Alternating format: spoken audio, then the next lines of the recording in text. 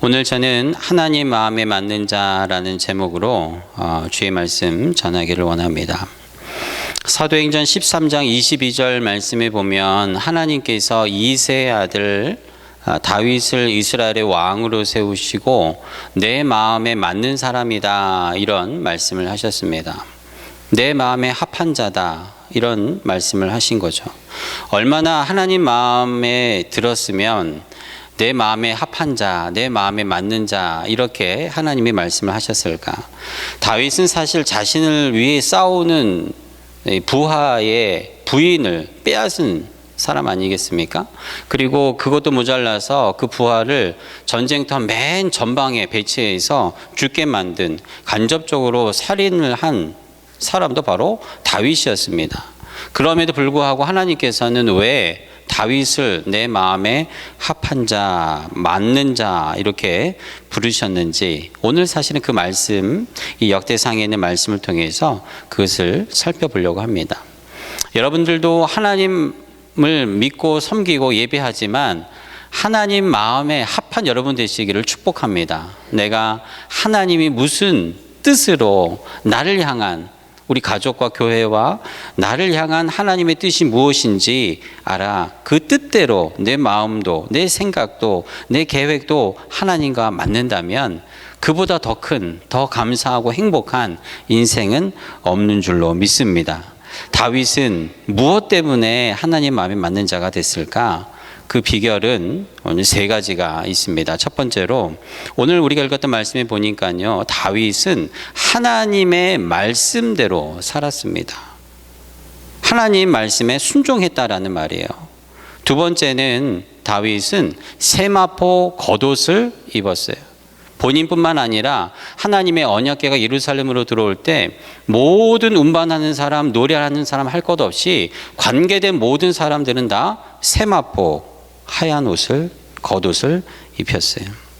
그리고 마지막으로 다윗과 언약궤를 옮기는 그 모든 사람들이 기쁨으로 하나님의 일을 감당했다, 이런 말씀이 오늘 우리가 읽었던 말씀에 다 기록되어 있습니다.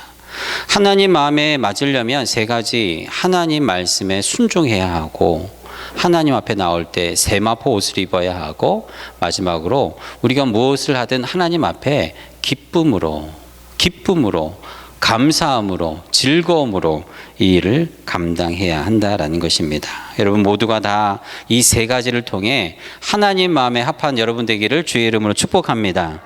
첫 번째로, 하나님 마음에 맞으려면 사실 하나님 말씀에 순종해야 합니다. 당연한 말씀이죠. 아이들이 부모의 뜻을 잘 따라서 부모의 뜻대로 살아갈 때 부모에게 사실 그보다 더 큰 효도가 뭐가 있겠습니까? 비싼 거를 부모님께 선물을 하고 부모님을 위해서 애쓴다고 하지만 행동은 다 부모의 뜻과는 반대로 청개구리처럼 그렇게 살아가는 자녀를 절대 부모에게 효도한다라고 하지 않는 것처럼, 우리가 하나님을 믿고 섬기고 예배한다라고 하는 그 전제에는 하나님 말씀을 듣고 순종한다라는 이 기본 전제가 있다라는 것입니다. 근데 다윗은 처음부터 잘하지는 않았어요. 사실 오늘 우리가 읽었던 이 말씀은 다윗이 두 번째 하나님 앞에 이러한 행동을 하는 겁니다. 우리가 읽었던 역대상 15장 그 앞에 13장에 보면은 언약궤를 가지고 오는 다윗의 모습을 보게 됩니다. 근데 첫 번째 시도였던 거죠. 처음에는 이 언약궤가 블레셋에게 빼앗기지 않았습니까? 그리고 나중에 다시 그것을 찾아왔을 때에 제사장 아비나답의 집에 잠깐 뒀다가 이제는 다윗이 언약궤를 여기 둘 수 없으니까 왕이 있는 예루살렘 이 성에 가지고 와야겠다 생각하고 13장에 보면은 그것을 가져오는 장면이 나와요. 그런데 13장에는요, 이 하나님의 언약궤를 가져오다가 사건이 일어나게 됩니다. 갑자기 언약궤를 끌고 오는 그 소가 갑자기 깜짝 놀라서 일어나니까 그 언약궤를 잡고 오던 제사장 아비나답의 두 아들 우사와 아히오, 그 가운데 우사가 움찔거리는 언약궤를 잡으려고 손을 대자 그 자리에서 죽고 마는 사건이 일어나게 되는 것입니다. 많은 사람들이 이 언약궤가 온다고 함께 기뻐하고 찬양하고 춤을 추고 다윗도 한껏 들떴던 그때에 갑자기 사람이 죽는 어처구니 없는 일이 일어나게 되는 것이에요. 역대상 13장 12절에 보면 이 일로 다윗은 하나님 앞에 두려움에 떨어서 그 자리에 얼어붙고 맙니다. 그리고 예루살렘 성으로 가지고 오려고 했던 이 하나님의 언약궤를 더 이상 진행하지 못하고 오벳 에돔이라는 사람의 집에 임시로 놓게 돼요. 그리고 무려 3달 동안이나 언약궤가 그곳에 있게 되고 나중에는 하나님의 복이 그 오벳 에돔 집에 임하게 되자 그때서야 다시 언약궤를 하나님의 언약궤를 예루살렘 성으로 가져오고 올 생각을 하고 오늘 그것을 실천하는 게 우리가 읽었던 역대상 15장에 있는 말씀입니다. 다시 하는 거예요. 다시.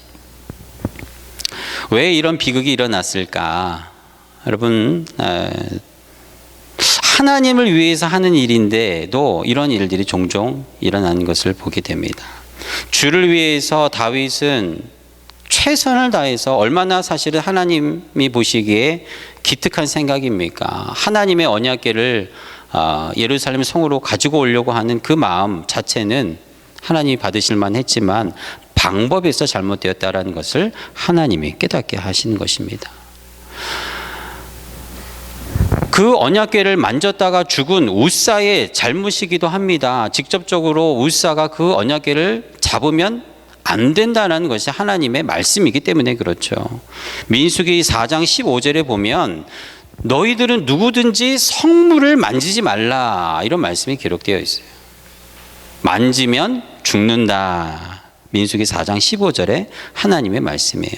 우사가 아무리 속아 놀라서 언약궤가 떨어질 것 같아 언약궤를 손으로 붙들어도 하나님의 말씀에 성물을 만지지 말라라는 이 말씀에 위배되었기 때문에 그 보응으로 죽게 되었다라는 것은 바뀌지 않는 현실, 사실이었습니다. 하지만 그 잘못의 근원을 따지고 들어가면 사실 이 모든 일을 진행하고 명령했던 이 모든 일에 책임과 권한이 있었던 다윗의 잘못이었을 것입니다. 왜냐하면 다윗은 언약궤를 옮길 때에 하나님 앞에 묻지 않고 하나님의 뜻을 구하지 않고 자기의 생각대로 하나님이 기뻐하시겠지, 하나님이 좋아하시겠지라는 자기의 생각으로 하나님의 언약궤를 옮겼기 때문이에요. 출애굽기 37장 5절과 민수기 7장 9절 말씀에 보면 하나님은 분명히 말씀하셨습니다. 하나님의 언약궤를 옮기기 위해서는 반드시 레위의 자손, 고핫 자손이 어깨에 메고 언약궤를 옮겨야 된다라고 하나님 말씀하셨어요. 거룩한 하나님의 성물, 제사 드리는 이 모든 성물은 옮기고 만지는 것은 하나님이 이미 정해준 사람이 하게 하라라는 것입니다. 어깨에 매야 되는 거예요. 근데 여러분 역대상 13장에 보면 다윗이 어떻게 언약궤를 옮깁니까? 소를 데려다가 수레를, 그것도 좋은 새 수레이긴 하지만 수레에 언약궤를 놓고 언약궤를 옮기는 것이.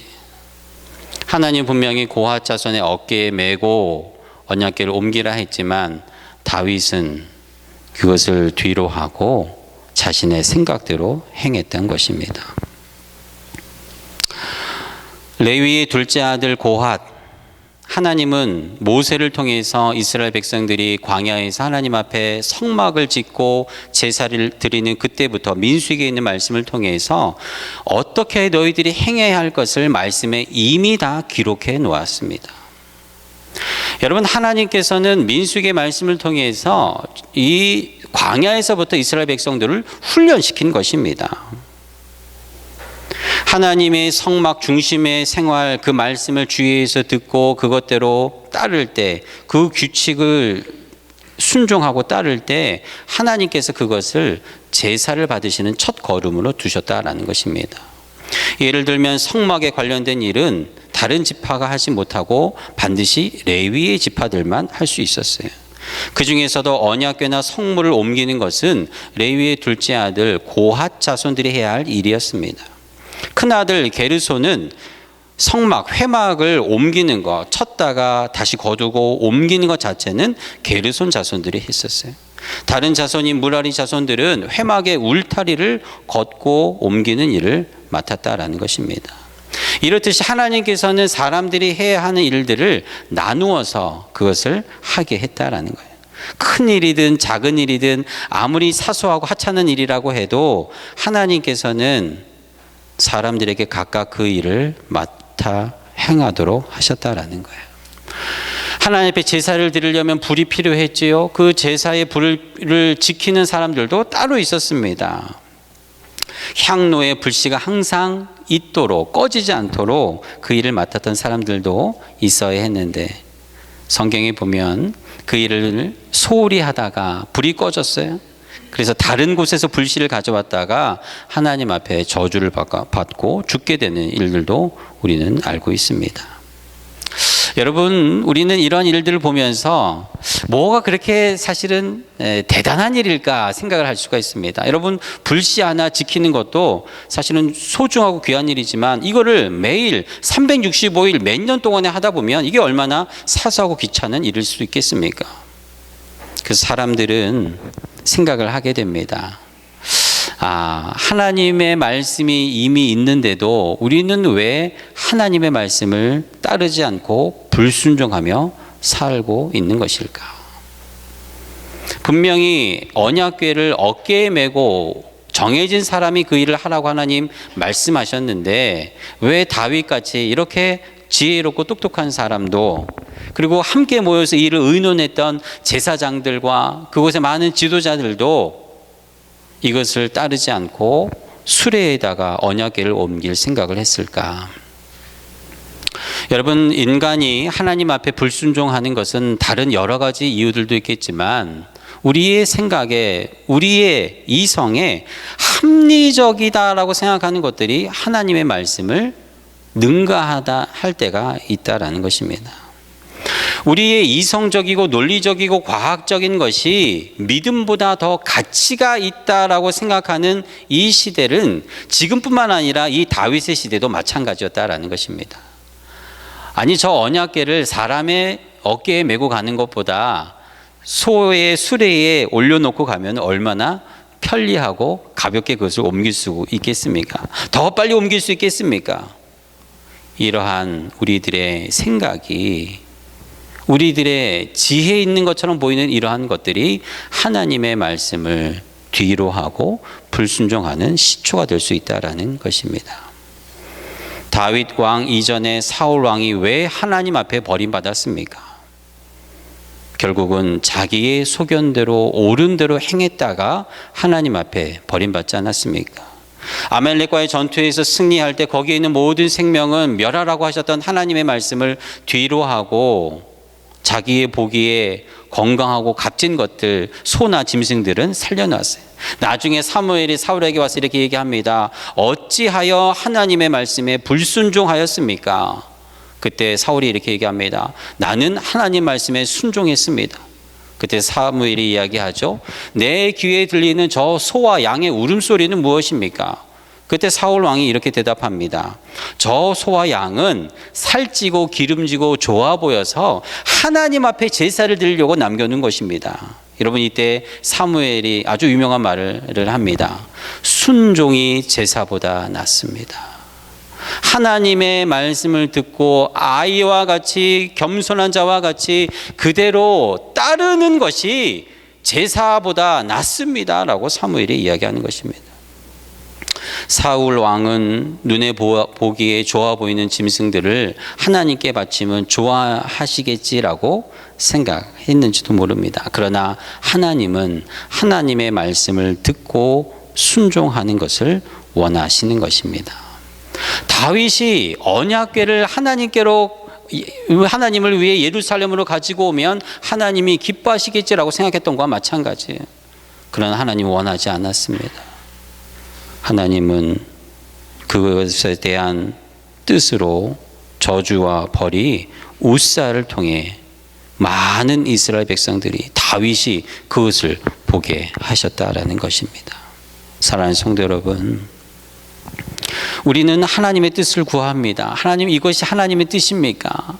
이것이 하나님이 원하시는 것입니까? 하나님이 원하시는 것이 무엇인지 우리가 하나님 앞에 간구하고 기도할 때마다 하나님은 우리에게 말씀하십니다. 이미 이 말씀에 내가 너희들에게 원하는 뜻을 다 적어 놓았다.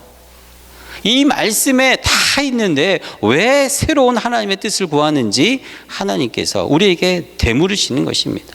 이미 민수기 7회굽기에 어떻게 언약궤를 옮겨야 될지 말씀으로 정하고 이야기해 주셨는데 다윗은 그것을 뒤로 하고 내 생각으로, 내 합리적인 이성으로 판단할 때 하나님이 브레이크를 거셨다라는 거예요. 창세기 보면 하나님께서 아브라함에게 100세의 아들 이삭을 주시고 느닷없이 네 아들을 나에게 바치라고 말씀하지 않았습니까?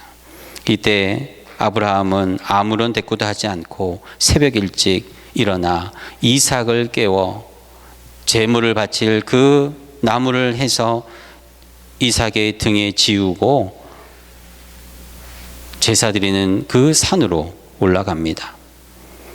아들 이삭이 아버지에게 묻습니다. 아버지, 제물을 바칠 이 땔감은 있는데 우리는 제물이 어디 있습니까?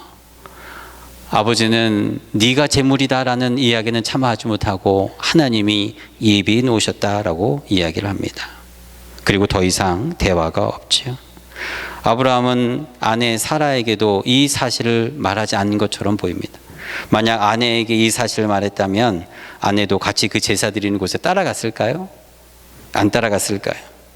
울고 불고 그 아들 이삭을 붙들고 나를 죽이고 가라고 이야기했을지도 모르죠. 그러나 아브라함은 이 사실을 알고 있었는지 몰라도 아내에게 아무 말 하지 않고 아들을 데리고 간 겁니다. 여러분, 우리 부부간에도 서로 비밀이 없고 다 이야기하고 소통해야 되지만 때때로 하나님의 일을 이루기 위해서는 서로 말 못할 것들도 있습니다. 기도해야 될 것들도 있습니다. 아브라함은 하나님의 뜻을 받아 하나님의 말씀에 즉각 순종하는 그 모습 그대로 이삭을 데리고 산으로 올라간 것입니다. 여러분 아시는 것처럼 하나님께서 아브라함이 이삭을 바치려고 할 때에 멈추게 하시고 미리 예비한 제물로 하나님 앞에 제사를 드리게 하는 장면을 우리는 알고 있어요. 훗날 여러분 아브라함은 믿음의 조상이 되어 믿음의 아버지가 되어 예수 그리스도가 하나님 아버지에게 순종하는 그 모습의 믿음으로 연결되는 것을 보게 되죠. 그것이 바로 신약이 처음 시작하는 마태복음 1장 1절이 무엇으로 시작합니까? 아브라함과 다윗의 자손 예수 그리스도의 계보라. 여러분 신약이 그것으로 열리는 거예요. 오늘 다윗은 이 말씀대로 순종하지 아니했습니다. 하나님의 언약궤를 사람이 드는 것보다 수레에 싣고 가는 게 더 멋있어 보이고 그럴싸해 보이고 자기의 왕의 모습으로 드러나는 모습으로 좋게 보일 수 있었을지도 모릅니다.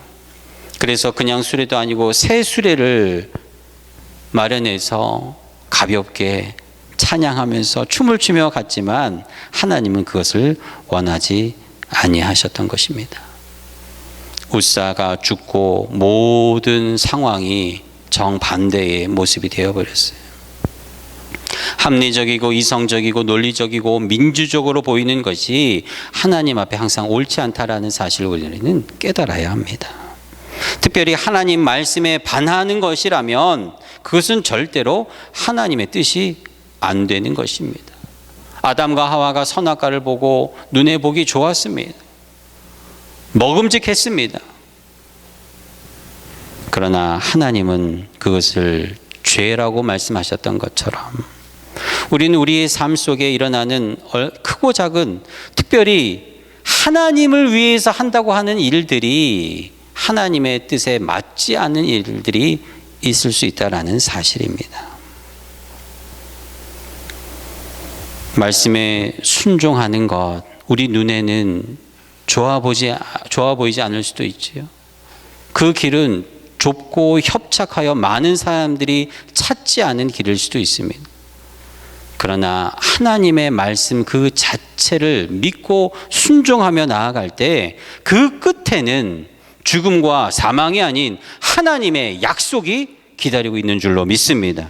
지금 눈에 보이는 것, 좋아 보이는 것, 그 길을 쫓지 않고 하나님의 말씀을 쫓아가는 저와 여러분들의 삶이 되기를 주의 이름으로 축복합니다.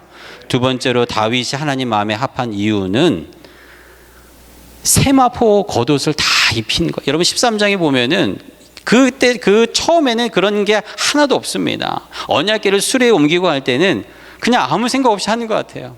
그러나 우사가 죽고 나서 정신이 번쩍 들어 다시 하나님의 말씀을 찾아보고 말씀대로 살 것을 결단한 다윗이 행한 두 번째 일은 이 언약궤를 옮기기 전에 모든 사람들에게 세마포 옷을 입히는 거예요. 27절 말씀에 보면요, 다윗은 이제 이 언약궤를 옮기는 모든 사람들이 세마포 겉옷을 입게 합니다. 처음에 언약궤를 옮기고 실패할 때는 이런 일이 없었지요. 노래하고 연주하고 했지만 모두 세마포 겉옷을 입지 않았습니다. 여러분, 여기서 세마포 겉옷이라는 것은 성결을 상징합니다. 정결을 상징해요. 요한계시록 19장 8절 말씀에 보면요, 세마포 옷을 성도들의 옳은 행실이다 라고 표현하고 있습니다. 세마포 옷은 우리의 옳은 행실이에요. 어린 양의 혼인잔치에 들어갈 때 입어야 할 옷이 바로 세마포 옷입니다. 이 옷은 우리를 의롭다 하시고 하나님이 입혀주시는 세마포 옷, 우리가 입어야 하는 옷입니다. 다윗은 하나님의 언약궤를 옮기기 전에 그것에 참여하는 모든 사람들이 하나님 앞에, 거룩한 하나님 앞에 성물에 가까이 가는 그들이 세마포 옷을 통해 정결하는 그 상징으로 모든 사람들이 입게 했다라는 것입니다. 우리가 오늘 하나님 앞에 찬양하면서 주님의 보혈을 찬양하고 의지하고 노래했던 것이 바로 이것이 아니겠습니까? 우리의 죄와 허물과 우리의 모든 실수와 부족함을 덮을 수 있는 것은 오직 예수 그리스도의 보혈밖에 없다라는 이 노래의 고백이 오늘 다윗이 언약궤를 옮기는 모든 사람들에게 세마포 옷을 입히는 것과 같은 것입니다. 여기 나와 있는 저와 여러분 모두가 예수님의 공로 아니고서는, 예수님의 보혈 아니고서는, 그분이 찢기신 살이 아니고서는 우리는 하나님 앞에 한 걸음도 앞에 나올 수가 없다라는 사실입니다. 그러나 오늘 예수님, 그분의 우리에게 십자가에 흘린 그 피로, 그 희생으로 예수 그리스도 세마포 옷을 입혀주셨어요. Made in Jesus Christ. 그 옷을 우리가 입혀주신, 그것이 세마포 옷입니다. 여러분, 집 나간 탕자가 그 아버지에게 돌아왔을 때 그 탕자는 아버지 앞에 무릎을 꿇고, 아버지, 저는 죄인입니다. 이제는 아버지의 아들이라고 불리지도 못합니다. 저를 품꾼으로, 종으로 여겨주십시오. 저를 거두어 주십시오. 그냥 먹고만 살게 해주십시오라고 눈물 흘리며 아버지 앞에 무릎 꿇고 간구할 때, 여러분, 탕자의 아버지는 어떻게 하셨습니까? 아무것도 묻지 않았어요. 네가 무슨 일을 하고 왔는지, 얼마를 잃어버렸는지, 어떤 죄를 지었는지 묻지도 따지지도 않고 그 아들을 그 자리에서 일으켜서 무엇을 하십니까? 가장 좋은 옷을 가져다가 그 아들에게 그냥 입혀주시는 거예요. 여러분, 오늘 우리가 주님 앞에 나올 때 우리 주님이 우리에게 이와 같이 하십니다. 너 그날 그때 거기서 이렇게 살고도 네가 무슨 그리스도이냐라고 우리를 책망하지 않으시죠. 저 문을 열고 들어오는 저희들을 우리 주님은 두 팔 벌려 안으시고 가장 먼저 우리에게 세마포 옷을 입혀주시니, 우리의 입술도, 우리의 생각도, 우리의 행동도, 우리의 마음도 절대로 하나님 앞에 나올 수 없는 우리는 죄인이지만 주님 앞에 나오는 저와 여러분들을 주님은 와락 안아주시며 Made in Jesus Christ, 그 만든 옷으로 우리에게 입혀주시고 아무 말씀도 하지 않으시고 우리를 안아주시는 것입니다. 이것이 오늘 우리가 하나님 앞에 담대히 나와 예배하고 찬양할 수 있는 단 한 가지 이유가 되지 않겠습니까? 여러분, 그래서 우리는 기쁜 것입니다. 우리가 주님 앞에 나오는 것은 다른 이유가 아니라 하나님이 우리를 안아주시고 우리를 만날 때마다 매번 새 옷으로 입혀주신, 예수님으로 만든 그 새 옷을 우리에게 입혀주시며 우리를 안아주시기 때문입니다.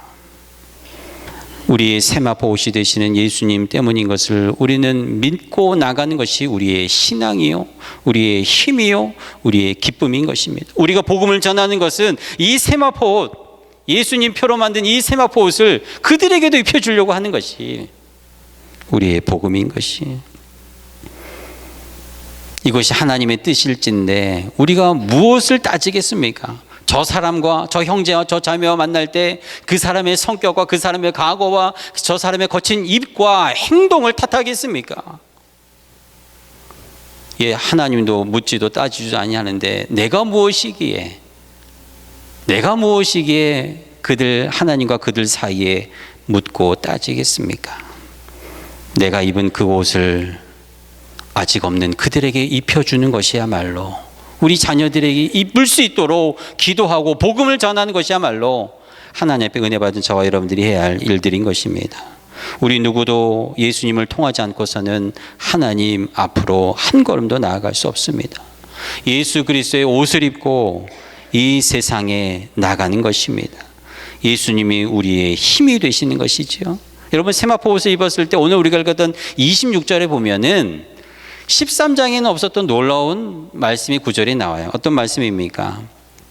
그 전에는 언약궤를 운반할 때, 옮겼을 때 사용했던 소들을 이제는 의지하지 않고 오히려 하나님 앞에 제물로 바치게 되지요. 그리고 하나님은 언약궤를 옮기는 이들에게 어깨에 무엇을 주셨다고 쓰여 있습니까? 힘을 주셨어요. 여러분, 이것이 신앙의, 우리의 믿음의 놀라운 신비입니다. 처음에는 소를 의지하여 소의 힘으로 수레에 언약궤를 옮기려고 했지만 하나님, 내가 의지하는 이것을 오히려 하나님 앞에 제물로 다 갖다 바치고 태우고 올려드린 다음에 그때 하나님이 그 언약궤를 맨 자들의 어깨에 힘을 주셨다라는 것이 다윗이 깨달은 것이, 이것을 경험하고 볼 때 다윗은 더 가까이 하나님 앞에 나아가고 하나님 마음에 합한 자의 삶을 살게 되었다라는 것입니다. 사랑하는 성도 여러분, 우리가 세마포 옷 그 자체인 예수님만을 의지하고 나갈 때 내 손에 들린 나에게 필요한 이러한 사람과 도구와 재물이 아니라 이것을 다 하나님 앞에 올려드리고 나아갈 때 하나님은 정작 예수 그리스도를 통해 우리 어깨에 힘을 주시는 하나님인 것을 믿으시기를 주의 이름으로 축복합니다. 내가 의지했던 소도 재물도 능력도 하나님 앞에 다 드리면 우리는 하나님만을 바라보고 의지할 때 나의 힘과 능력, 나의 도움이 어디서 올 거라고 고백할 때 이 천지를 지으신 하나님 아버지에게서라는 이 고백이 나의 고백, 여러분들의 고백이 되는 줄로 믿습니다. 말씀을 순종하고 의지하고 세마포 옷을 입고 나아가는 자들에게 찾아오는 것은 마지막 기쁨입니다. 25절 말씀에 보면요, 말씀대로 고아 자손들이 어깨에 언약궤를 메고 예수님을 상징하는 세마포 옷을 입고 나갈 때 오늘 25절 말씀에 보면 이들에게 기쁨이 임했다라는 것을 보게 돼요. 즐겁게 어깨에 메고 행진하다라는 말씀을 우리는 보게 됩니다. 그렇습니다. 여러분, 성도의 행복과 만족과 감사가 여기에 있습니다. 순종하고 나갈 때, 두 번째, 예수 그리스도를 의지하여 세마포 옷을 입고 나갈 때 하나님이 내 어깨에 힘을 주실 때 그때야 비로소 성도에게는 기쁨이 찾아온다라는 사실입니다. 그러나 마지막 말씀 사실 읽지 않으려고 했다가 여러분 오늘 설교에 넣었어요. 마지막 말씀에 누가 나옵니까? 다윗의 부인 사울의 딸 미갈이 나오죠. 미갈은 먼 곳에서 내려다봅니다. 언약궤를 가지고 오는 다윗과 그 무리들의 모습을 봐요. 세마포 옷을 입고 나아가는 그들, 기쁨과 즐거움으로 오는 그들의 모습을 보면서 이 미갈의 마음에는 어떤 마음이 들었다라고 합니까? 업신여기는 마음이 들었다. 이 여인의 마음에는 하나님의 말씀에 순종하는 것도 없지요. 세마포도 입지 않았으니 이 여인의 마음에 기쁨이 있었을 리가 만무합니다. 이 여인의 삶은 인생이 방관자의 삶입니다. 그냥 관종의 삶입니다. 그러다 하다가 인생은 끝나고 하나님 심판대 앞에 서는 날, 사는 동안에도 기쁨이 없었고 하나님 앞에 섰을 때도 기쁨이 없는 그야말로 가장 불행한 인생이 되지 않겠습니까? 미갈은요, 다른 성경 말씀에 보면 평생에 자녀를 낳지 못하게 됩니다. 이것은 열매 없는 인생이었다라는 것을 우리에게 가르쳐 주는 것이에요. 사랑하는 성도 여러분, 새로운 6월이 이제 시작이 되었죠. 여러분의 삶에 열매가 있기를 주의 이름으로 축복합니다. 하나님이 언제든 우리를 부르실 때 우리는 주님 앞에 무엇을 드리겠습니까? 주님 앞에 내드릴 열매가 있어야 합니다. 다음 주일부터는 성령 강림절이 시작이 되고, 또 성령 강림절 여러분 세겹절 기도도 시작이 됩니다. 너희 두셋이 모인 곳에 하나님이 함께 하시겠다고 약속하신 그 주님이, 우리가 주님의 말씀을 순종하고 예수 그리스도의 세마포 옷을 입고 하나님 앞에 담대히 기도하며 나갈 때 성령께서 여러분들과 함께 하시고 도와주실 줄로 믿습니다. 여러분들의 어깨에 새 힘을 부어 주실 줄로 믿습니다. 그것을 통하여 기쁨도 허락해 주실 줄로 믿습니다. 이것이 우리 인생의 행복입니다. 말씀 따라 걷고 순종하며 열매 맺는 축복이 여러분들의 삶에 가득하기를 주의 이름으로 축복합니다. 우리 시간 함께